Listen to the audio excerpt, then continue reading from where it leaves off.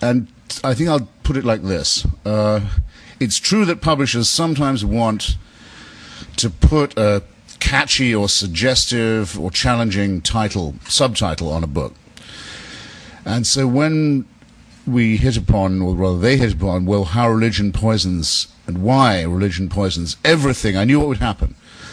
People would come up to me, they'd say, you mean absolutely everything? You mean the whole thing? They would take me literally. I thought, well, all right. One of the things you have to do in life as an author is live up to your damn subtitle. So I thought today I'd defend the subtitle, because I think the title probably, when it came to me in the shower, I realized pretty much does speak for itself. Unlike that sign outside Little Rock Airport, huge yellow and black sign that you see from the airport that says just Jesus. A word I have used myself, and a name I know, but put like that seems to say both too much and too little. You know what I mean? Well, here's how religion has this effect, in my opinion. It is derived from the childhood of our species, from the bawling, fearful period of infancy. It comes from the time when we did not know that we lived on an orb. We thought we lived on a disk. And we did not know that we went round the sun, or that the sky was not a dome, when we didn't know that there was a germ theory to explain disease and innumerable theories for the explanation of things like famine. It comes from a time when we had no good answers, but because we are pattern-seeking animals, a good thing about us, and because we will prefer even a conspiracy theory or a junk theory to no theory at all, a bad thing about us, this is and was our first attempt at philosophy, just as in some ways it was our first attempt at science.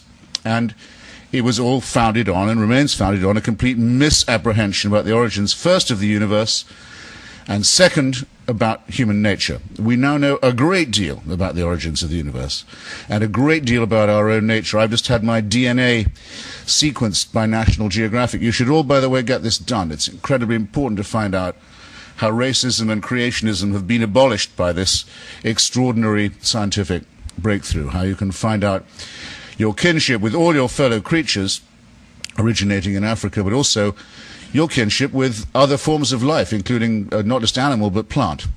And you get an idea of how you are part of nature and how that's wonderful enough.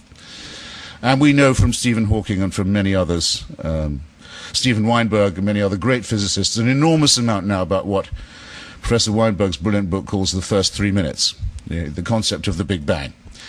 And we can be as sure as we could probably need be that neither this enormous explosion that set the universe in motion, which is still moving away from us at a great rate, nor this amazingly complex billion-year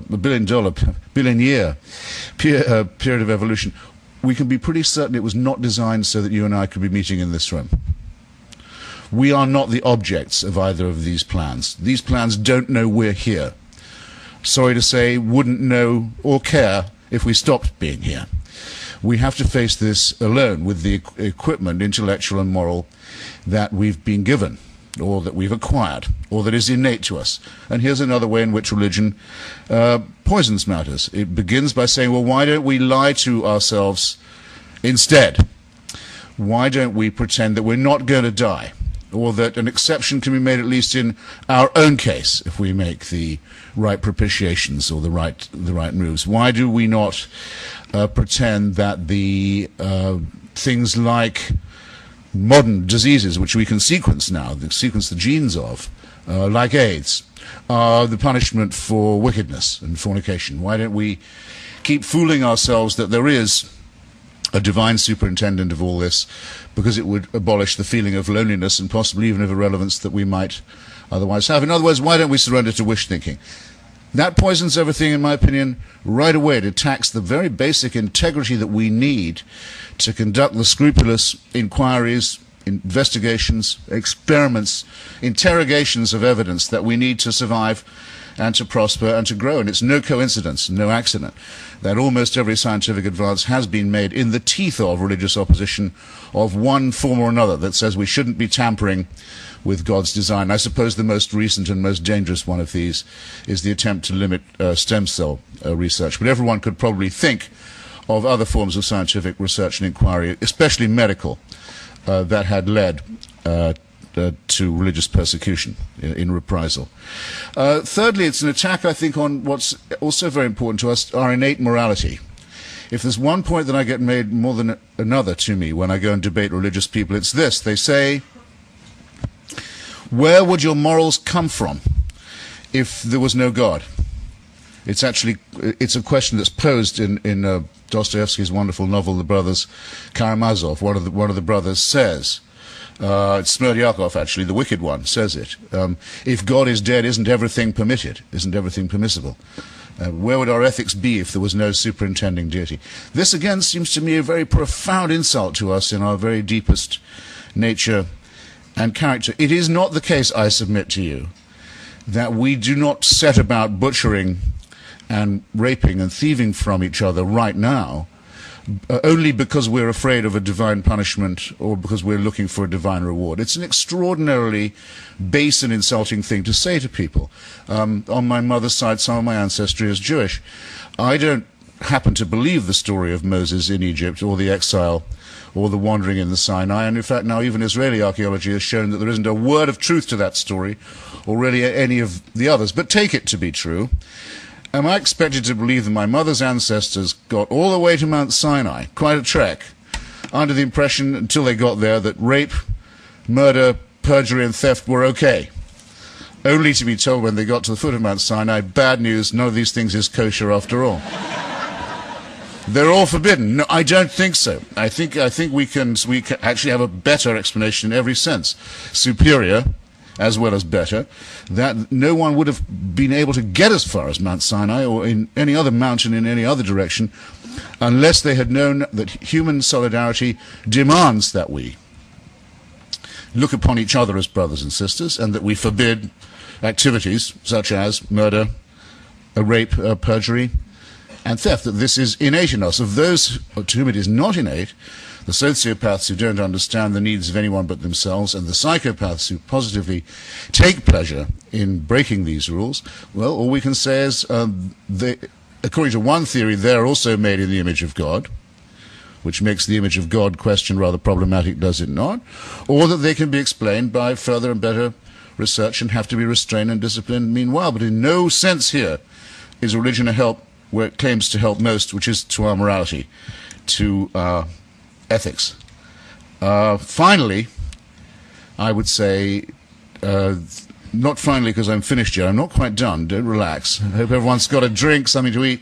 But on the poison question, I think there's the real temptation of something very poisonous to human society and human relations, which is the fear of freedom, the wish to be slaves, the wish to be told what to do. Now, just as we all like to think, and we live under written documents and proclamations that encourage us to think that it is our birthright and our most precious need to be free, to be liberated, to be untrammeled, so we also know that, unfortunately, the innate in people is the servile, is the wish to be told what to do, is the adoration for strong and brutal and cruel leaders. This other baser element of the human makeup has to be accounted for and gives us a great deal of trouble around the world as we speak. Religion, in my view, is a reification, a distillation of this wish to be a serf, to be a slave.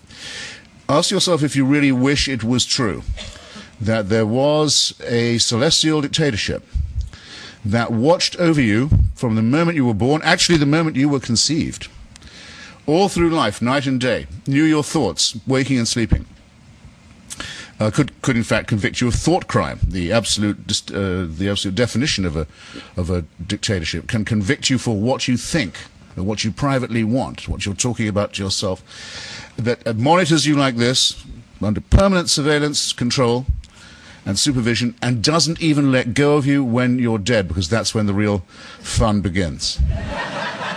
Now, my question is this. Who wishes that that were true? Who wants to lead the life of a serf in a celestial North Korea? I've been to North Korea. I'm one of the very few writers who has. I'm indeed the only writer who's been to all three axis of evil countries, Iran, Iraq, and North Korea. And I can tell you, North Korea is the most religious state I've ever been to. I used to wonder when I was a kid, what would it be like praising God and thanking him all day and all night? Well, now I know. Because North Korea is a completely worshipful state. It's set up only to do that, for adoration. And it's only one short of a trinity. They have a father and a son, as you know, the dear leader and the great leader. The father is still the president of the country. He's been dead for 15 years. But the Kim Jong-il, the little one, is only the head of the party and the army. His father is still the president, head of the state. So you have in North Korea what you might call a necrocracy. Or what I called a mausolocracy, a thanatocracy. Just one short of a trinity. Father, Son, maybe no Holy Ghost, but they do say that when the birth of the younger one took place, the birds of Korea sang in Korean to mark the occasion.